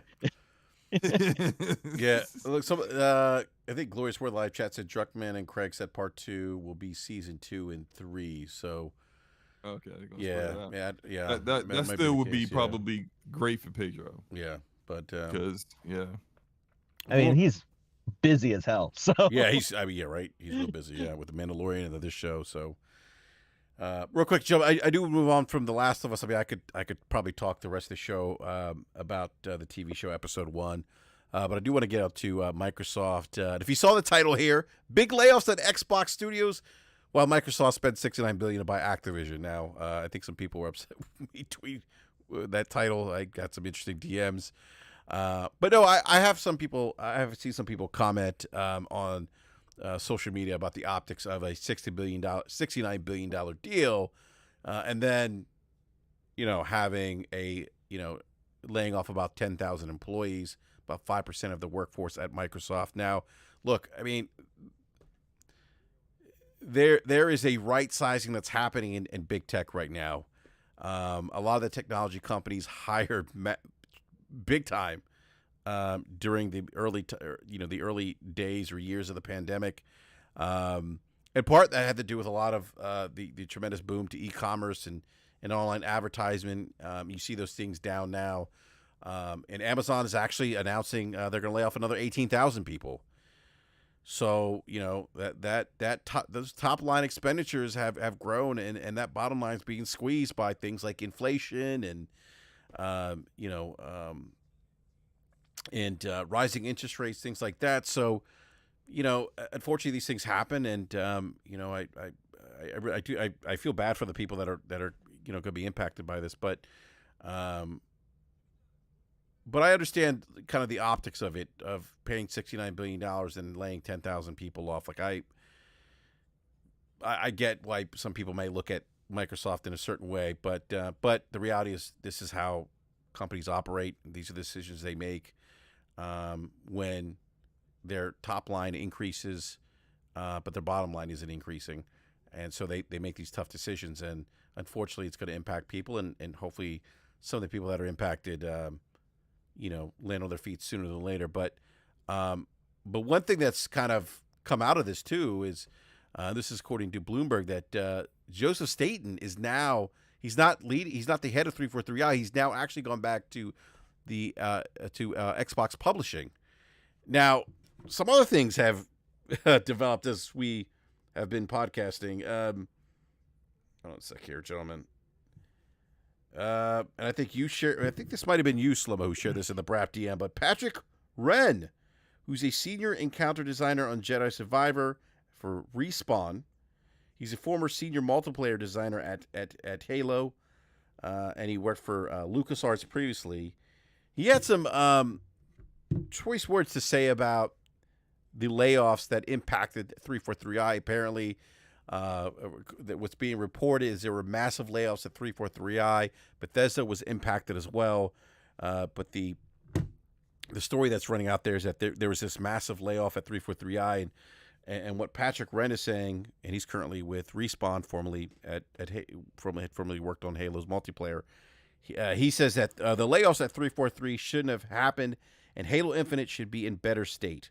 The reason for both of those things is incompetent leadership up top during Halo Infinite development, causing massive stress on those working hard to make Halo the best it can be.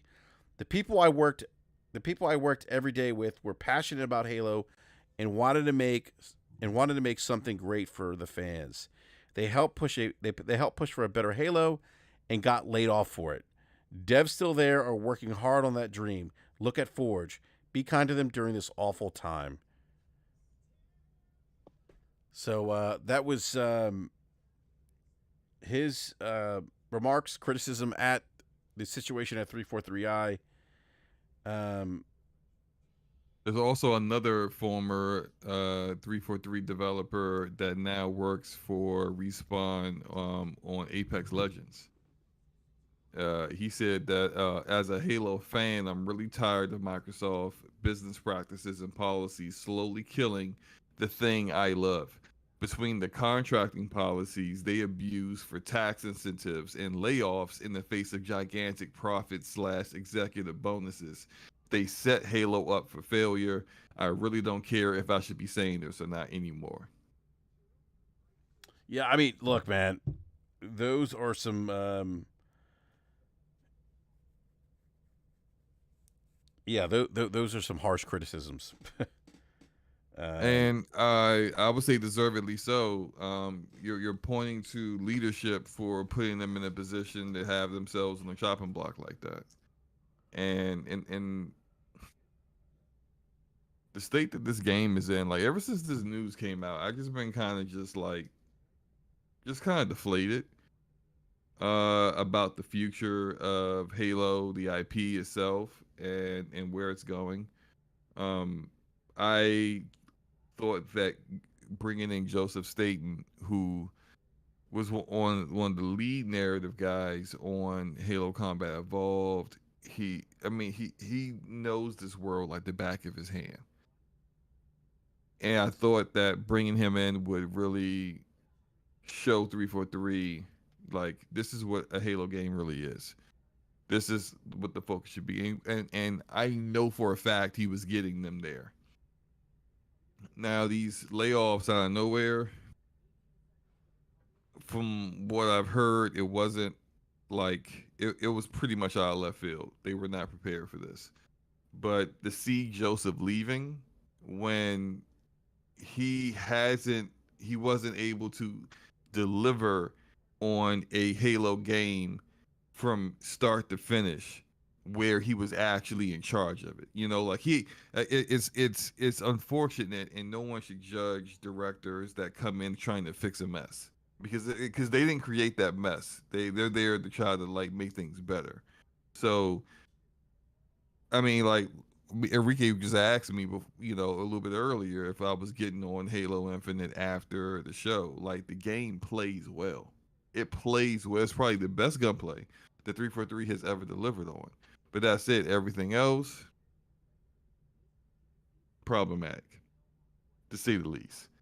And Joseph getting them in the right direction, but then leaving so abruptly, it's hard to feel any kind of confidence about Halo in the future.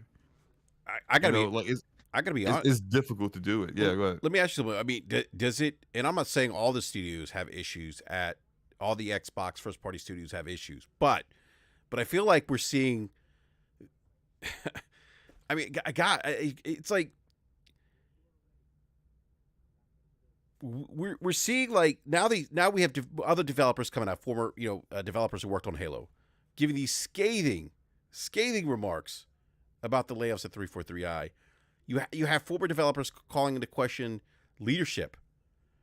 I mean, we keep hearing these things over there about Xbox first party studios. Not all the studios. I'm not gonna say that the issue, but again, I mean, does this point to a bigger problem?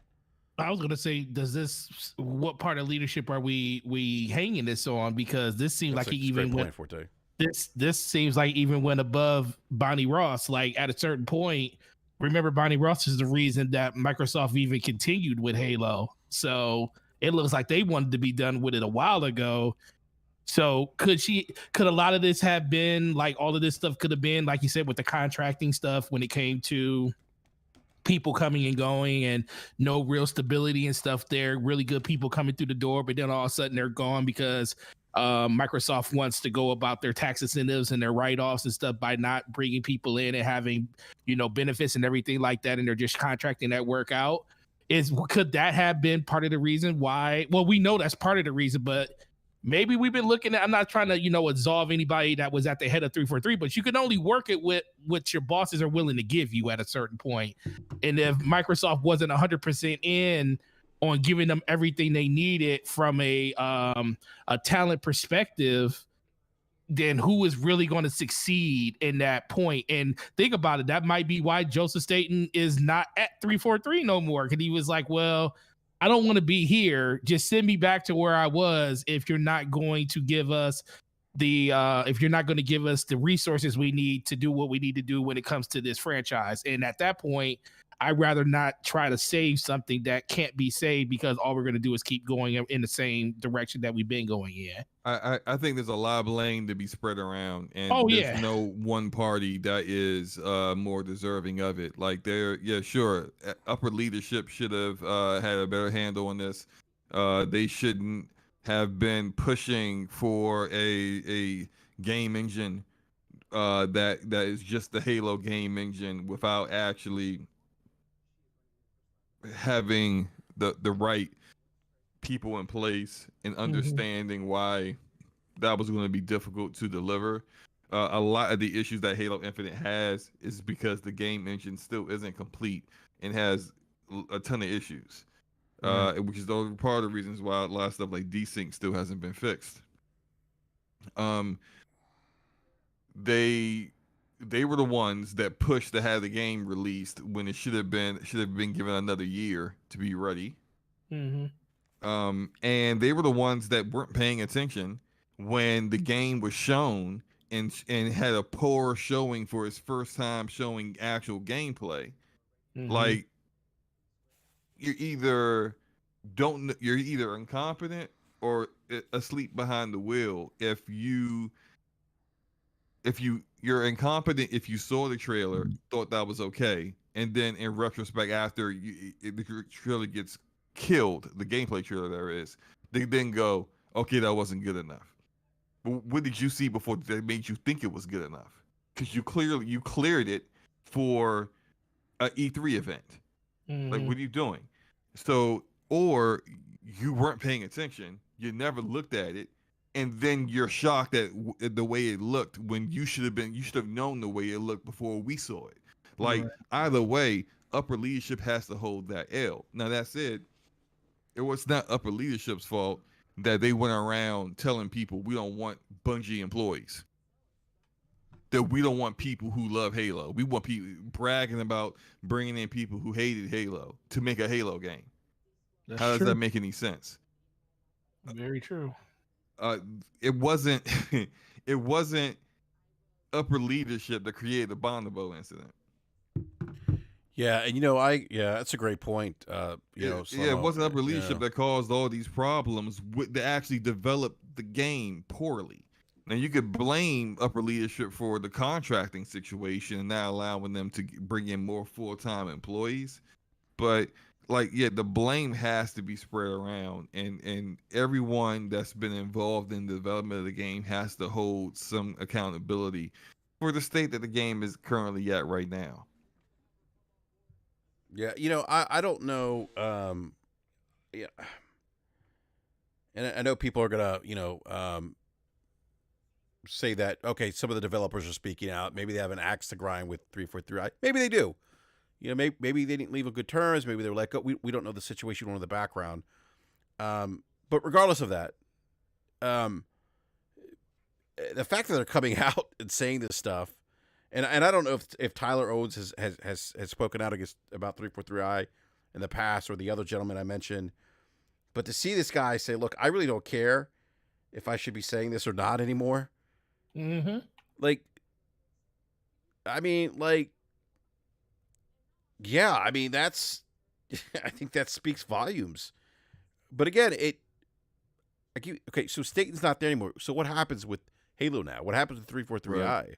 Like, are they moving on from Halo, and are they just going to support the multiplayer component of Halo? Because I think that's what likely is going to happen here.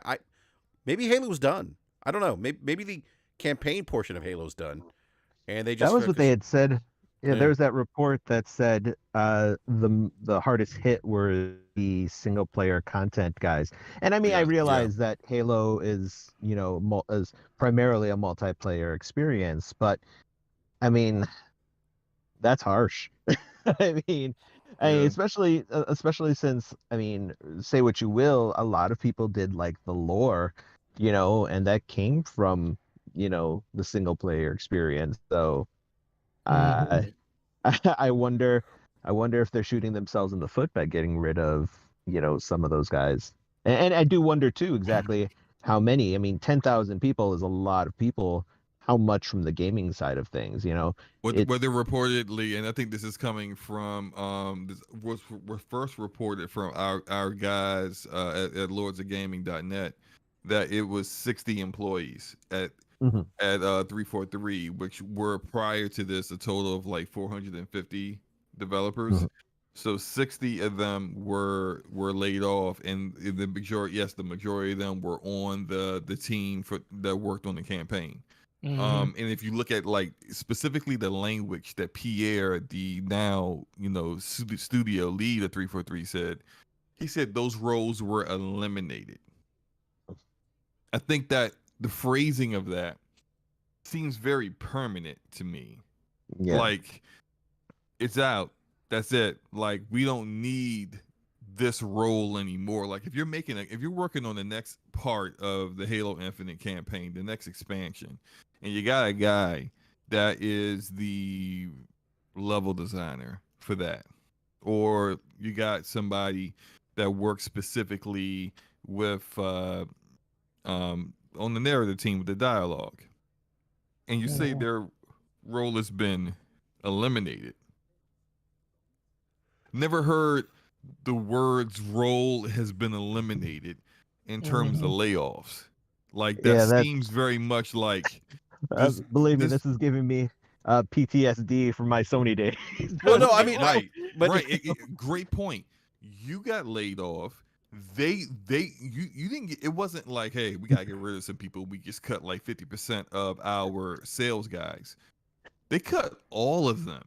yeah, the All whole you the guys. whole department is now gone. So Your role was eliminated from the Sony, like infrastructure, the corporate infrastructure. Roles eliminated seems to me like we're not fulfilling this again.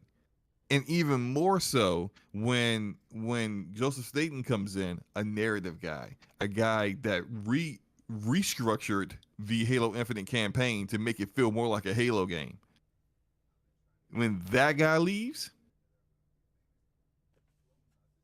or we look, I said this last year and people got upset at me. So I'm gonna say it again now because it's got way more weight to it now. You're not getting any further story content for the campaign for Halo Infinite. Not in this game. mm, I said it last year and I got pushback from people. yeah, I remember that. I'm fairly certain, like everything else I've said about Halo Infinite, they're gonna go silent on this too. Hmm. Well, I'm wondering too, Slomo. If and they may eliminate these positions. I mean, I know, like sometimes, like in software development, they'll eliminate positions and just have the people that are there just carry the additional workload. And so I wonder if that's happening. Yeah. Like maybe they're just Which is unfortunate because I've been there before. Yeah, I was gonna say. I was gonna ask you Man. if you had that experience given the nature of work you do, but I've seen that Yeah. quite a bit in software development. Okay, we're gonna eliminate these positions, because they're for budgetary reasons. Yeah. Now, I really do think that like those positions are gone because they're not working on the campaign anymore. And I'd heard, I guess I could say this now because it seems like this is no longer happening. That Joseph Staten had made the choice to not take the story content, the next part of the campaign that was going to be a part of Halo Infinite. He was already going to transition that to a whole nother Halo game, a whole nother Halo experience, and just try to distance it from Halo Infinite. And more than likely, that's probably not happening anymore. Clearly, because he's not there to work on it and guide it anymore either. And if you're eliminating roles, not just laying people off. You're eliminating roles. There's going to be no one that's going to need to pick up that work because that work isn't being done anymore. But I can tell you an example in working in IT where on the team I'm on, this team had a software and DevOps side to it, as well as a networking side of it. I'm a network engineer. I'm the network guy. Now, I've delved a little bit in programming and stuff like that, but that's not my forte, so to speak. Ah. Zing. So we didn't get layoffs, but like there was a managerial issue, and everybody on that side of the team didn't like their manager, so they left. This is like a team of like 6 guys who all very slowly found somewhere else to work. And every time one of them left, we were told, "Don't worry, we're gonna get somebody to replace that guy." And they never did. But the work that needed to get done, it still needed to get done. So guess who had to start learning how to program in C#? Who had to start using figure out how to use Python? Slow-mo did, to make up for that. Now I can put that on my resume and say, "Hey, look what I learned." It makes me a more attractive prospect winner if I decide to leave. But in the meantime, I am not a programmer. I'm not the best at that. So the efficiency of getting the work done has now been delayed because you got a network engineer doing stuff that isn't network engineering. Right. And you did not replace the software engineer with another software engineer that had like skill and talent. And so not doing that, it delays production. So if there's anything story related going on or campaign related that's still on the docket to get done for Halo Infinite, we'll just push that back even further. Because if there really is something there that they're still trying to put out, which I doubt, you've cut a lot of people that were working on that. And with the hiring freezes that have been going on, you ain't hiring nobody. But right now, they aren't. You just laid off all these people. I saw a mention of the hiring freezes. Was that across all studios or just specifically 343? I heard of a hiring freeze not just with Xbox Studios. I know Bungie was in the midst of a hiring freeze for like all of last year. I don't know if they still are in that, but a lot of companies had a hiring freeze going on. They're not right now, but I do know about the one from Bungie from last year. They pretty much started ramping up close to August of last year again. But for the most part of 2021 through 2022, they were not hiring people. Yes. So it's I mean, look, GameStop. man, Even GameStop went through a hiring freeze for like a good half a year last year. Seems like And everybody's doing it. They put you on a pay raise freeze too. Man, we ain't gonna talk about it. We ain't gonna talk about what happened yesterday. We'll talk about that offline. All right. yeah, I love Halo, and look, I've been kind of like I said, I've been kind of down ever since. I was already kind of like, I hate to see layoffs because I've been someone that's been laid off before myself, and I know how it feels, and especially when you have a family that relies upon you. Right. It's not an easy position. It's very stressful, and I feel for everybody, all 10,000 of the people who got laid off from Microsoft. But on the personal level, seeing Joseph Staten leaving and going back to Xbox Publishing just really just got me looking at Halo like, what's next here? You know what? Because you know what? You know what I'm mad at, Slow-Mo? Because I'm mad at that too. I'm mad at that too. But what I'm more mad at, more than even that, because I said this game was freaking trash, and I said I wasn't gonna play this game no more. And they got me all, man. they got me all excited playing the game again. Like, yo, this is great. I like what they're doing. I like the overall. They fixed a lot of the issues. It still got a ways to go, but it's playable, and I really like it. I like playing with my friends, and the gunplay is amazing. And I jumped all back in, and then this happens. And then I should have stuck. And then the first thing I thought about is I should have stuck with my initial. The moment you give Halo, the thing is leeway. that you ain't touched any of the campaign, right? No, I beat the campaign. Right? Yeah. Like they did say that the multiplayer was continue to be supported. Yeah, but see, that's the thing though. Like it's basically like the Master Chief Collection at this point. Oh no, and that's what I was in, and I'm just like what Chrono said earlier.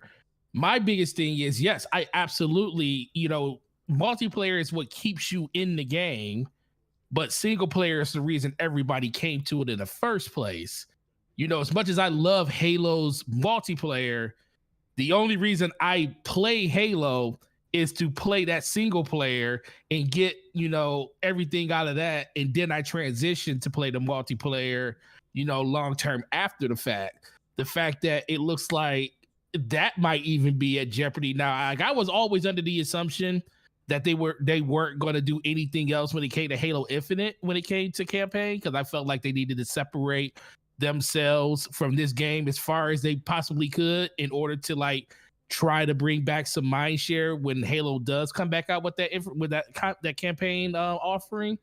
But now with this happening, I just don't know. It's like, do we even if they do bring it, what kind of direction is it going to be in? Because all the people that worked on the initial story of it is pretty much gone. The person that kind of, crafted and tailored this, to get everything back on track over the course of the year of the delay is no longer at the studio. He's back at publishing. So what do we have to look forward to when it comes to anything Halo, when it comes to the single player side of it? And that's my biggest thing. And that's why I'm a little more upset about it, because I felt like the game was actually heading in a good direction by playing it. But I also let Slow-Mo talk me into it with a lie. And but now I'm just a lie, because he lied. I did lie. He did lie to me about it to get me back in there. But the game, but it was a risk well worth taking. I knew that if I could just get him on the game, he would have fun, and he did. And now he plays the game. He gonna play with us tonight. No, I probably won't.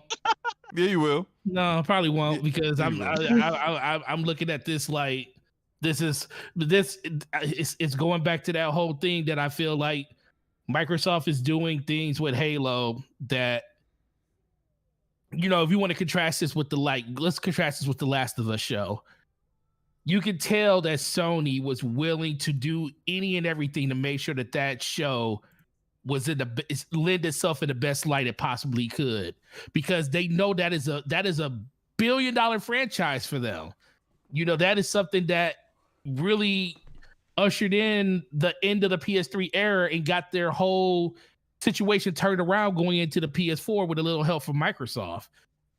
So they know what they have there. So they made sure it was great. Contrast that with Halo. They delayed. They don't know what's going on with their game. They're showing complete trash footage to people a year, like the year it's supposed to come out, and then they delay it for a year. And then they say, and we telling them like, yo, if this game isn't ready, don't release it. But then they prioritize the 20th anniversary of the game over the well-being of the game being ready to be put out.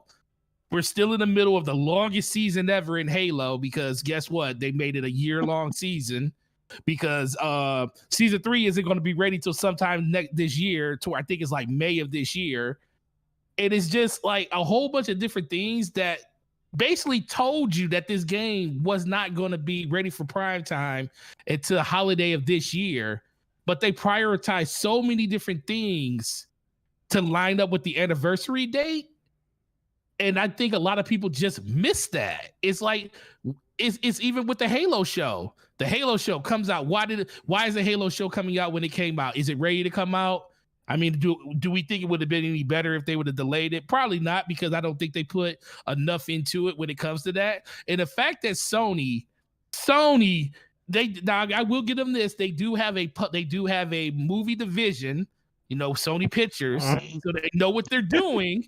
The fact that they know what they're doing when it comes to that, but the fact that you literally got you probably didn't get outspent, but the money that you put into that show versus the money that Sony put into the show, and you got outdone by the littlest things that they did in that show when it came to just making it look believable and making it look grounded, and the story actually lining up to what people thought it should be. Some people are gonna say PlayStation played it safe, and I'm gonna be like, good for them, because guess what? They knew they had a great story to show, Right. and that's all that really freaking mattered. It's and easy to play it safe when you got excellent content. So it's so many different things that I felt like Halo has went down the toilet with over the course of the last 3-4 years. Where are we at now? Guess what? Microsoft you cannot tell me that you think Microsoft cares about Halo anymore, because we would not be talking about this, and we would not be going through the situation that we're going as of right now if they did. They better care about Halo. Look, I'm not going to forget Phil Spencer doing an interview a few months before Halo Infinite release, saying when he was asked if Halo Infinite doesn't hit, and it didn't, does that spell the end of Halo? And he said immediately, no, we're always going to make Halo. Doesn't matter how the game is received. We're always going to make Halo. What is that, make or maintain? Make. That's a great question. Because technically, maintaining the exact wording. Because I agree with, he did say make, but I'm telling you, the word make and maintain are pretty much the same thing, because all I got to do is make multiplayer content for that game, and you are still making something for it. I think I'm not willing to go out on the limb and say that they're never going to do anything when it comes to a campaign offering, because I think they kind of owe that to people with the way that the story kind of ended.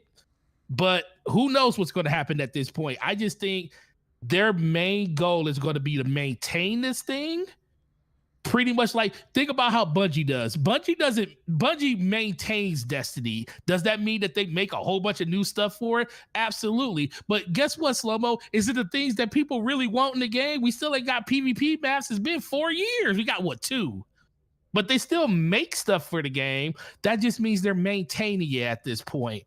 And we're going to see what they're going to do on the 28th of next month with Lightfall. They came out with a really big blog today with all the stuff that they're changing, which is a really, really good thing. But that's kind of how I see Microsoft at this point. They're just maintaining it. They're not really doing anything new. Well, I mean, that's a guarantee right now when it comes to Halo Infinite. Halo Infinite is on the same level of Master Chief Collection, just with less people playing it. Because there's more people playing Master Chief Collection than there's people playing Halo Infinite. But they're both at the same place. They just get seasonal content, new cosmetics for your armor. And me and Enrique were playing a little bit earlier, looking at the new event they got, and we were just looking at the stuff you get in the event, just going, I mean, it's not even anything exciting. Yeah. Hey, look, a camera I can put on top of my Spartan helmet. Great. Oh, my visor, I can turn my visor orange and gold. Great. Some new knee pads. Yeah, hey, there's a lot of guys out here in this community will love those. It's just like that's it. Oh my god. He ain't lying though. Slow-mo. I didn't lie. I ain't lie. Truth has been spoken. Look, that is really all that was in there, and it's like that's what you get from Master Chief Collection. That's what you're gonna get from Halo. You're gonna get a new season with more like cosmetic content, and then hopefully this battle royale comes out. Look, I'll tell you like this, right? If we don't see Certain Infinity's battle royale at E3, it ain't coming.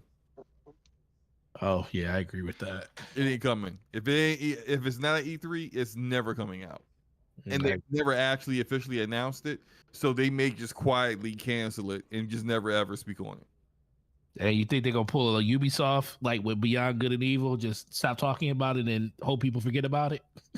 Well, at least Ubisoft has come out and said that they still intend on releasing Beyond Good and Evil 2. At least they and they actually announced. What about Prince of Beyond Persia Good and Evil remake? 2. Yeah, I don't know. What about Prince of Persia remake? Because they did the same thing with that, and that thing disappeared. I have $5 on as a pre-order at a Best Buy right now, just sitting there waiting. What, Prince of Persia? Yeah, that game ain't coming, bro. It has to. I put $5 down. Oh my That goodness. game ain't coming. I'm mad that you said you went to a Best Buy and didn't know. he must have saw some signage while he was there putting a PlayStation display up at that time. It was like, oh, you guys taking pre-orders on? Let me pre-order it when I'm in here. Oh my goodness. I'm not gonna say that that's not what happened. I guarantee you that's probably what happened. Yeah. Well, hey, so yeah, go ahead, Chrono. no, I was just gonna ask. I mean, we're talking so much about 343. I mean, I heard that Bethesda was another one that was affected by it, although I don't know exactly how much. Does that mean that that the rumored delay of Starfield is going to be, that solidifies it? Do you think that delay was already in line? It was no doubt in that delay. The worst thing that Microsoft could, because this is the funny thing, they never really gave a date for it, but the fact that they said that whole 12-month thing, once they said that, which is the worst thing you can ever do. You put a timeline out there and everybody's going to be the Detective Gadget, Inspector Gadget, I mean, it'd be like, hey, this ain't right. And all of a sudden, just because they announce it as something that comes out probably in September or October, is going to be kind of a pseudo delay, even though they really didn't announce a date. But I always thought that there's not enough time. I don't think there's enough time in the beginning of this year with all the things that they want to talk about, that game is going to come out before June. Because they're not going to I don't think they're going to release it in June. I do think that they're going to tell us when the Starfield Direct is going to be in this month's Direct. So I do think we're going to know that. And I think that's going to tell a really big story on when we're actually going to get Starfield. Because if they announce it and say the Direct is going to be in April for Starfield, it's probably a good chance that game ain't coming until probably August or something like that. So do you think they'll still be out this year then? It'll be out this year. Oh, yeah. It'll be out this year. It'll be out this year. I don't think it's going to get delayed out of this year. I just think that they made a huge mistake by promising people that everything we show at this showcase is coming out within the next 12 months. And I'm like, you could have just said everything at this showcase is coming out by the end of 2023. It still had the same effect. But Microsoft wanted to be, Microsoft and give people absolute dates and stuff when you don't know the absolute dates yourself. Well, they did that because they were criticized for not giving dates. So I don't get. Well, you still okay? But you still give a date though. You still didn't give a date. You just told people. Just told people 12 months. All you had to do was say 2023. That's it. Yep. Well, look, jumping real quick. It's 11 o'clock, and I do want to wrap up. Yeah, I do want to wrap up the show. Hopefully, get on some Halo Infinite. Oh my God, we talked all this junk about Halo, and you still want to go play it? Look, man, outside of the issues at 3. What does that have to do with having fun with the game, man? I have morals. Wow. Okay. So do we. Yeah. All right. I have morals, and I don't want to add. Oh my God. He'll be on with us. He'll be on with us. Exactly. Yeah. Like, he's talking nonsense. I have morals. Because I'm gonna be forced to, because my friends want to. No, what is what is forcing you, Forte? Come on, man. No, what is forcing you? Slow-mo lied to me to get me on there. You don't think that was a force? No. It's peer pressure. It's slow-mo sitting outside of the school. It's like, hey kids, do you want to play some Halo? He out here like slow-mo out here like Joel in The Last of Us. Like, I got that good for you. I know Joel out here slinging pills. Slinging pills like, hey, you 5 short, slow-mo. Where the rest of it? Wow. Well, look, I want to first of all give a big shout out to everyone in the live chat. Thank you everyone for hanging out with us this evening. Really appreciate it. Do me a favor, hit that like button. And if you haven't done so already, subscribe and hit the bell notification. Please subscribe to the show, hit the bell notification. And then again, pound that like button or give a thumbs down, whatever. I don't care. I'll play Halo before I play Anthem, Gregor. Yeah, right. Anthem, I don't even think you can log in anymore. You Yeah. probably could though. Yeah, but no, thank you everyone in the live chat. I have a theory. Uh-oh. Does it involve peels? No. Oh, okay. What if Joseph Staten went back to Xbox publishing because 343 is no longer doing any campaign content for the Halo IP, and instead, Certain Affinity's doing it? no, Joseph Staten is going to work with a third-party developer through Xbox publishing and work on a Halo campaign that way. It's an interesting theory you have there, Slomo. So you up here, you trying to give Microsoft, you trying to let never mind, I'm not going to say that out loud. Never mind. Go All ahead. right, look, let me No, say it. No, I'm not trying to give Microsoft anything. I've just killed them for the past 15 minutes. No, I don't want to say that. Good. all right, It's not about you. It's just I don't want to say that because I don't want Microsoft getting mad at me. all right, let's I want to give a big shout out and a big thank you to Chrono for joining us. Chrono, hey man, always a pleasure having you on, man. And Thank you. Yeah, open door, man. Anytime you wanna jump on and talk video games, man. You're always welcome to join the show, man. So, but thank you again, man. I really appreciate having you on. I appreciate it greatly. Thank you guys for having me. Panel, chat, you guys are fantastic. Find me on Twitter, Chrono0666 if you guys are, and we'll chat about anything. And by the way, Hamp is asking us to wrap it up. To jump on Wrap Halo. it up. Yeah. So Hamp, we'll be. He want to play Halo too. He wants to play some Halo too. Yeah.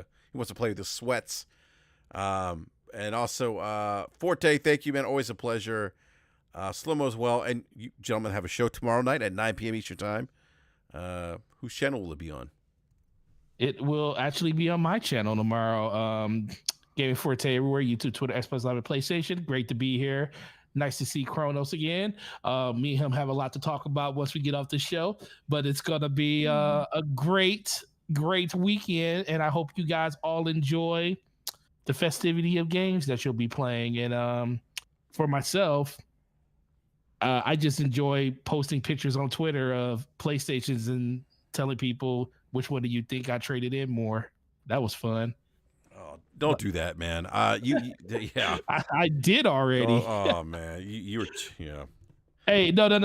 I made it the most respectful tweet ever. I was like, let me word this in a way where people don't think I'm fanboying. The problem isn't the way you word it. The problem is going to be how people respond to it. Well, no, that's what I said. Yeah. Because I was sitting at work and I was looking at because someone walked in and traded in a digital PlayStation, and I was like, huh. Somebody literally yesterday traded in a disc-based PlayStation, and I remember us talking about that on what's the name, like, hey Forte, what system do you think gets traded in the most? And I'm like, I should have fun with this one. Yeah. So it was cool. Yeah. All right. Well, please everyone check out DPS podcast. DPS. Right. Yep. That's Damage Per Second podcast. Yep. For anybody that didn't know. Yep. Please check them out 9 p.m. Eastern time tomorrow night. And big shout out to everyone in the live chat. Thank you so much. And big thank you to everyone who's going to listen to the show after we go off air. So, all right, we'll be back. I don't know, maybe I'll do BRAP rant this weekend. We'll see. But if not, we'll be back next Wednesday at 9 p.m. Eastern time. So until next time, gamers, thank you.